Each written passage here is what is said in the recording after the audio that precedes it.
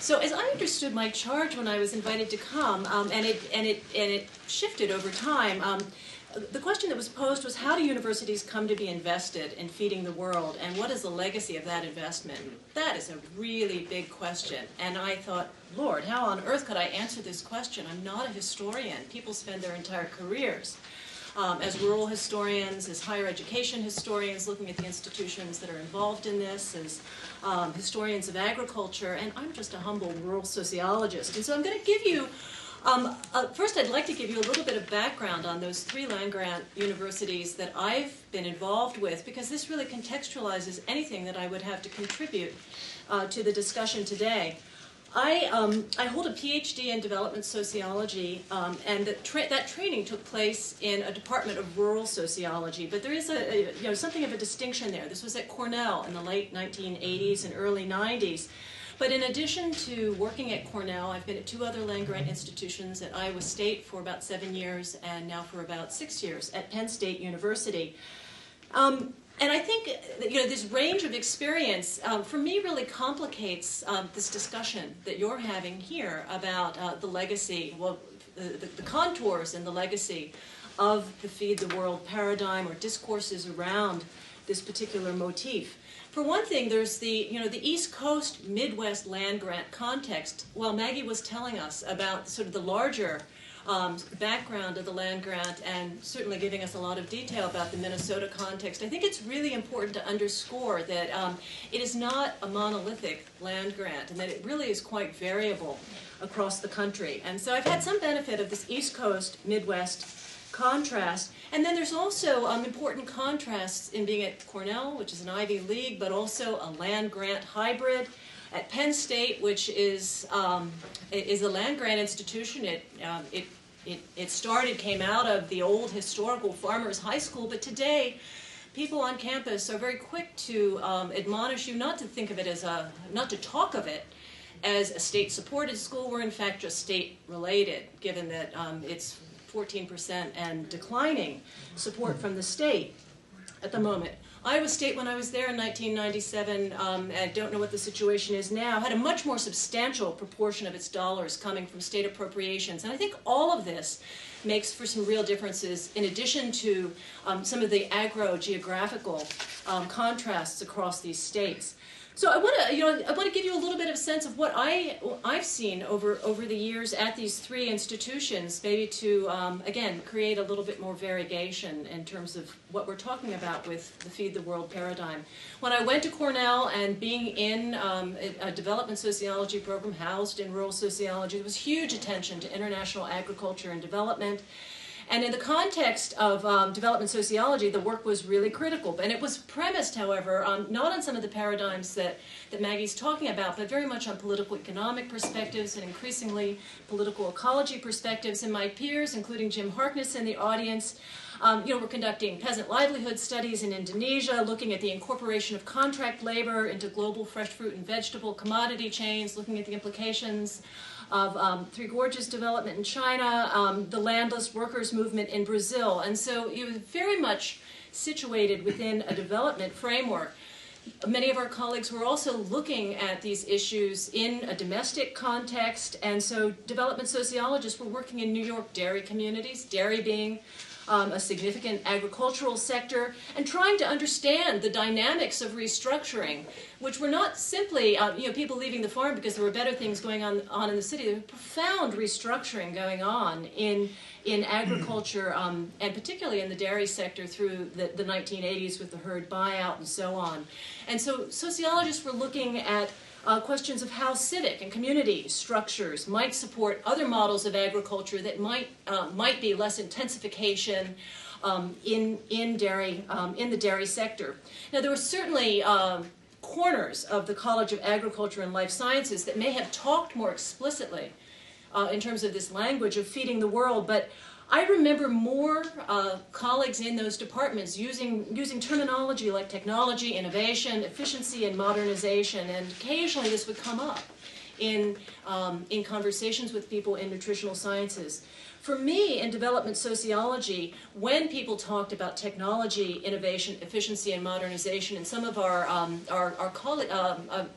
the sort of peer departments within the College of Agricultural and Life Sciences, it was simply a foil to our own energetic debates in development sociology about the forms and impacts of capitalist development in agriculture, whether it is in the United States or in countries overseas.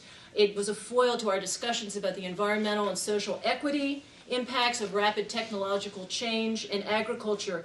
I think the thing I'd really point out, though, is that when I was, at least at that first land grant, the discussion was really not so much about food. Food was sort of the next step on. We weren't studying food per se. It was really very much centered around production and the social relations of production in agriculture and in agricultural livelihoods.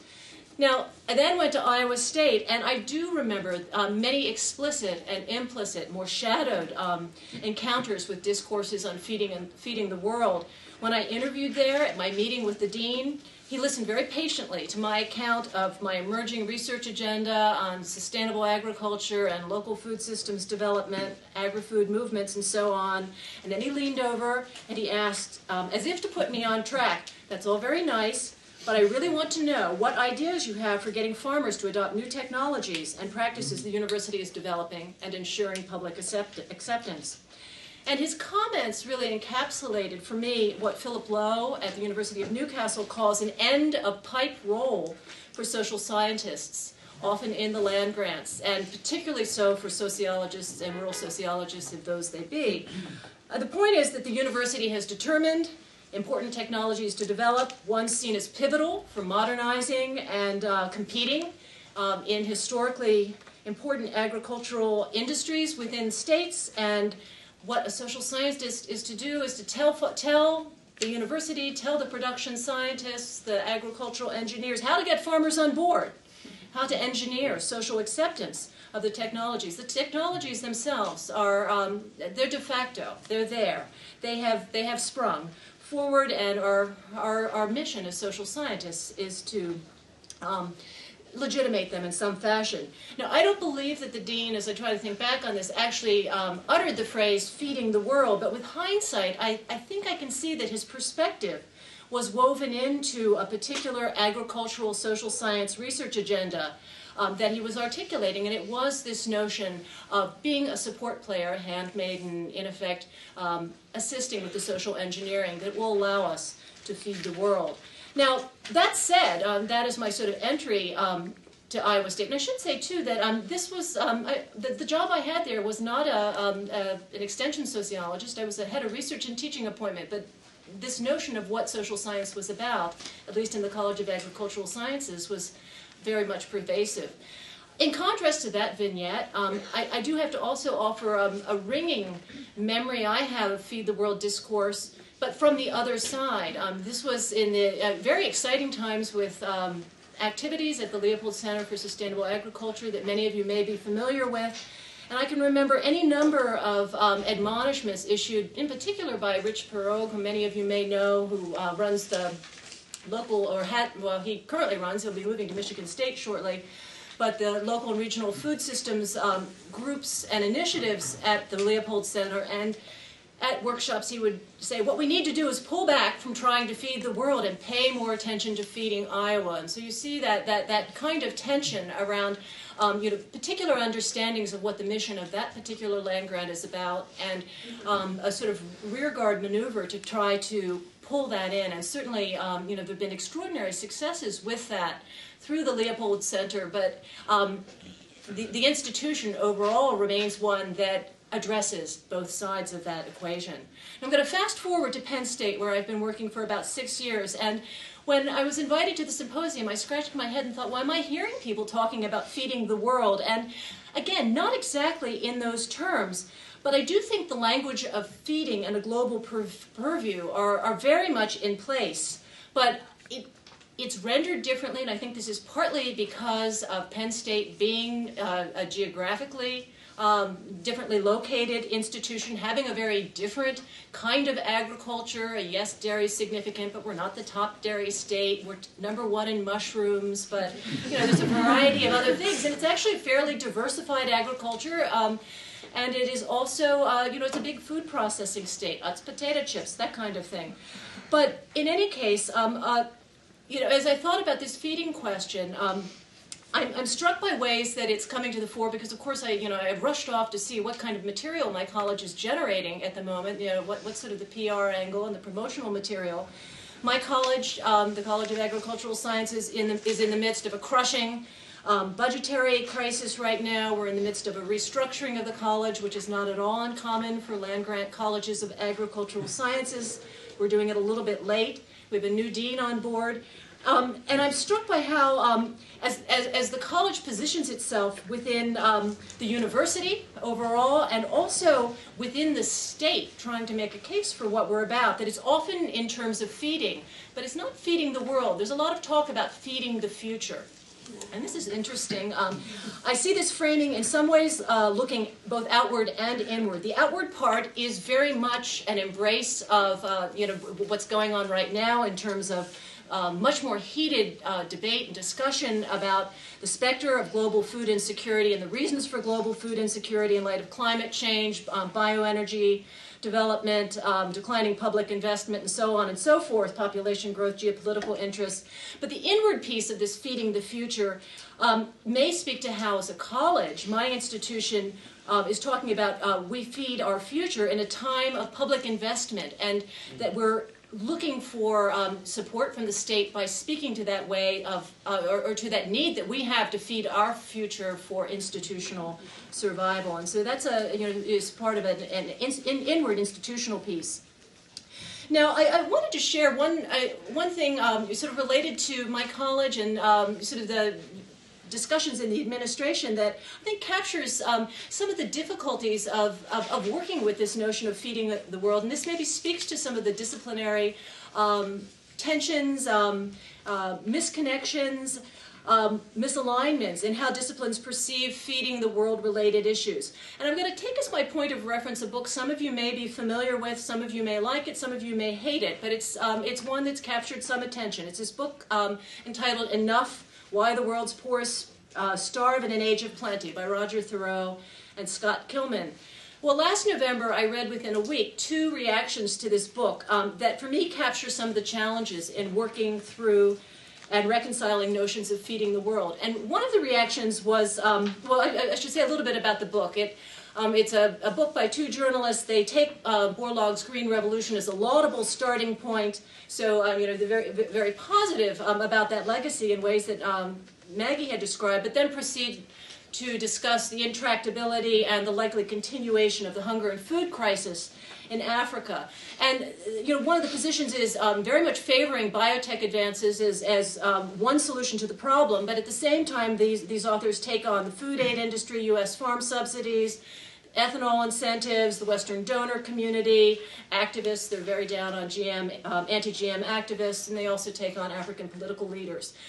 You may like it, you may hate it, but what I found interesting is that my dean, who is now a blogger, wrote about it, and he said, I quote, "It is a thought-provoking and sobering look at how complex the food system really is, and it makes the reader stop to think a little more about the interplay between the global and the local."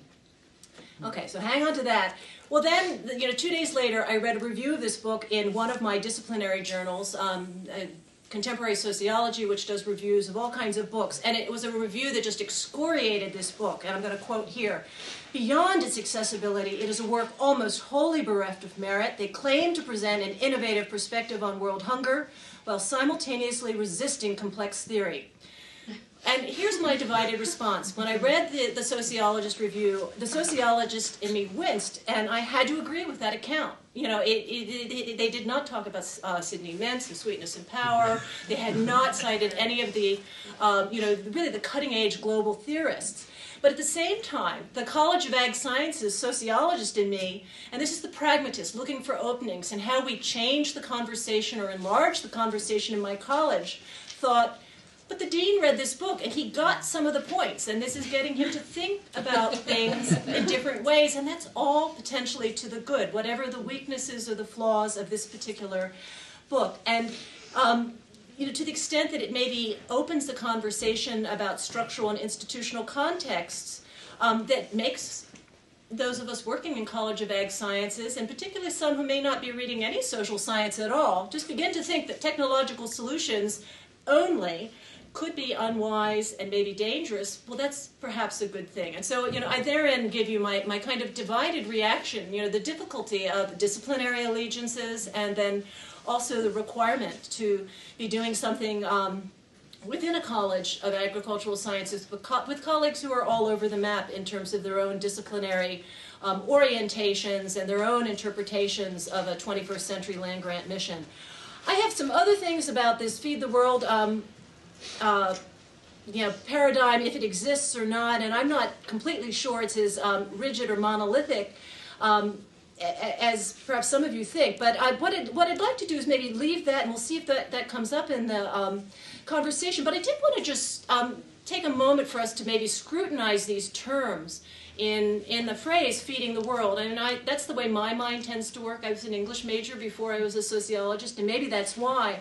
But when you consider the meanings laid on to this term feeding, if we take that one and then also think about the term the world, it's a transitive verb, so it's all about giving, producing, providing, serving food. And in that, I think we have to really focus on the kind of relationship between the feeder and the one being fed.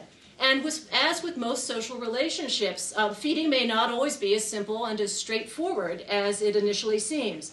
There are certainly these connotations of caring and nurturing, of altruism and charity.